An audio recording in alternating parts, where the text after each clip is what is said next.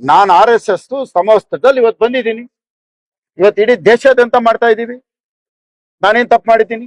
ಕರಿ ಟೋಪಿ ಬಾಯಿಲ್ಲಿ ರೀ ಕರಿ ಟೋಪಿ MLA ಬಾಪ ರೀ ಕರಿ ಟೋಪಿ MLA ಬಾಪ ನೀವು ನನ್ಗೆಲ್ಲ ಬಾರೋ ಇಲ್ಲಿ ಕರಿ ಟೋಪಿ ಅಂದಿರೋದು.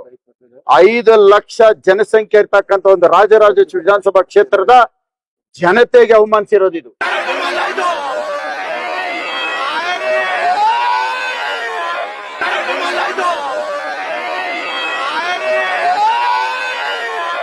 ಇವತ್ತು ನನಗೆ ಮಾಡಿರೋ ಅವಮಾನ ಅಲ್ಲ ಇದು. ಇಡೀ ರಾಷ್ಟ್ರೀಯ ಸ್ವಯಂ ಸೇವಕ ಸಂಘ ನಮ್ದೇನಿದೆ 100ನೇ ವರ್ಷದ್ದು, ಇವತ್ತು ನನಗ್ ಮಾಡಿರೋ ಅವಮಾನ, ಇಡೀ ನಮ್ಮ RSS ಮಾಡಿರೋ ಅವಮಾನ. ನನ್ನ ಈ RSS ಚಾಪ್ನ ಕಿತ್ಕೊಂಡಿದ್ದಾರೆ. ಮಾಡ್ಬೋದೇನ್ರಿ ಈ ಕೆಲಸ?